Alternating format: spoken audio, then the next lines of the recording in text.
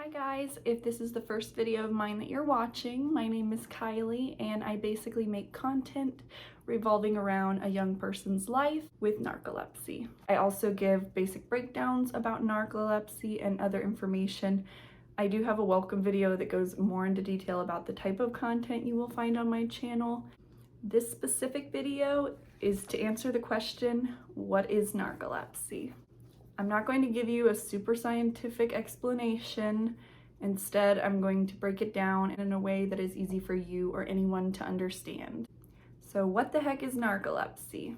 It is basically a neurological sleep disorder which affects those who have it everyday life. As humans, we have a chemical in our brain which promotes wakefulness, and for those of us that do not have enough of that chemical, we are considered to have narcolepsy. If you have enough of that chemical in your brain, you are able to get what is called restful sleep, also known as NREM sleep or non-REM sleep. And this is what allows you to wake up feeling rested or recharged. For the average person, you can usually get through the whole day, whether it's a long work day, a busy day of running errands, maybe you went to a theme park, and by the end of the day, yes, you may be feeling tired and ready to get that recharge of sleep again, and that is normal. When you have narcolepsy, you do not get restful sleep, or at least nowhere near the amount that you should. Instead, you have what I'm going to refer to as dream sleep, and this is also known as REM sleep. REM stands for rapid eye movement, and when you're in this type of sleep, you are dreaming and you are not resting. Because you're not getting that restful sleep, you're going to wake up not recharged.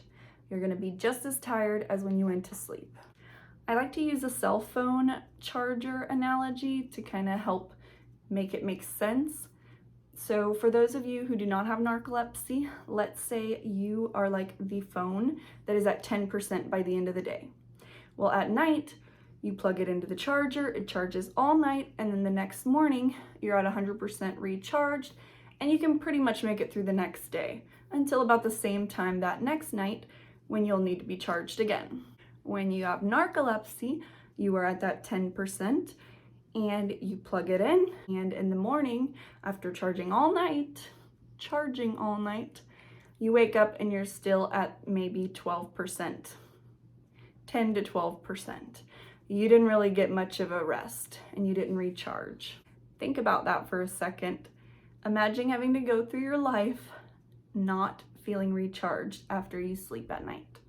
I know some people just have trouble sleeping, whether they're upset or if you're sick, and that could play a part in your next day and how recharged you feel. Maybe you're really stressed at your job, it's keeping you up at night. But imagine for no reason, no matter what you're going through, you're going to feel like you have not gotten any recharge. And the more time that goes by that you are not doing anything about it, the worse it gets for you. How to find out if you have narcolepsy? Obviously, you want to talk to a doctor, but in particular, you need to be looking up a neurologist or someone that specializes in sleep. They will do a sleep study on you, and then you'll get your results to find out if you actually have narcolepsy or not. In this video, I'm not going to go into detail about the symptoms, treatment, etc. I am going to have specific videos for those topics since they are very detailed, but I am going to give you a few more facts about narcolepsy. TV and movies give you such an incorrect perception of what narcolepsy is. It kind of makes fun of people with narcolepsy, but it just doesn't help the cause overall, which is partly why I'm here to spread a little awareness and maybe make it make sense in a very simple way. Research shows that about 1 in every 2,000 people actually have narcolepsy to some degree, but only about 25% of those people are diagnosed. This is obviously a very rough estimate based on the research I found on the internet, but there are about 330 million people in the US alone. Out of that, there's probably roughly 160,000 people who have narcolepsy to some degree, and out of those 160,000, only roughly 40,000 are actually diagnosed. Narcolepsy can be very different for those people who have it. So one person could have every symptom that accompanies it, and then other people could have just a combination of a couple symptoms, and some people can have it very mild, and others can have it very severe.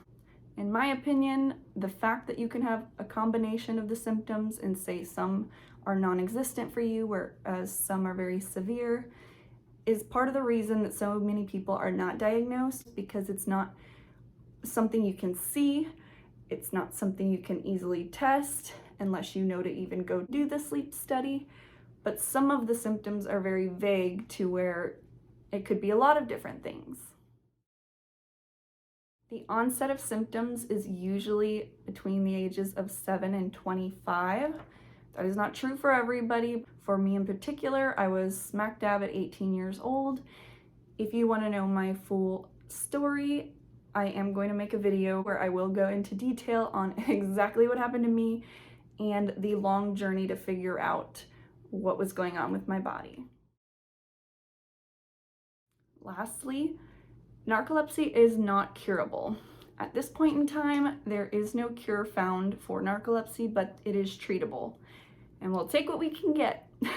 If you're interested in learning more details about the symptoms that may accompany narcolepsy and the treatments that are out there, I am going to make separate videos for both of those subjects, so stay tuned for those, and I'll give you a little more information on that.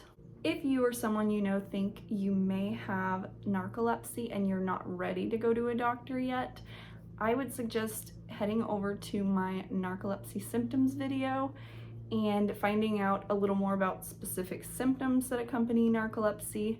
Again, not everyone has all of them, but maybe some of them will be true for you. But at the end of the day, I would always consult a doctor and or neurologist if you think you might have narcolepsy, or if you have questions about your narcolepsy in general. Because there is little to no information out there or studies done on women who are pregnant and have narcolepsy, I am obviously not a doctor, but I am here to share my narcolepsy with pregnancy experience. So if you're interested in that, you can watch the videos that I will soon have uploaded. If you or a loved one of yours has narcolepsy and would like to share their narcoleptic story, whether that is about the amount of time and the journey it took from the time they had onset of symptoms to getting a diagnosis, or anything revolving having narcolepsy, I make it very easy for you to send me your story. You can just send me an email. I will read it anonymously. There is an email address in the description below. If you made it to this point in the video, I appreciate you taking time out of your day to kind of hear in layman's terms what narcolepsy is, and hopefully you have a little bit better understanding. If you have any questions for me or suggestions for videos that you would like me to make, please either comment below, or again, you can use the email address that is in the description. On that note, thank you for watching. I hope you have a great rest of your day, and I will see you in the next video.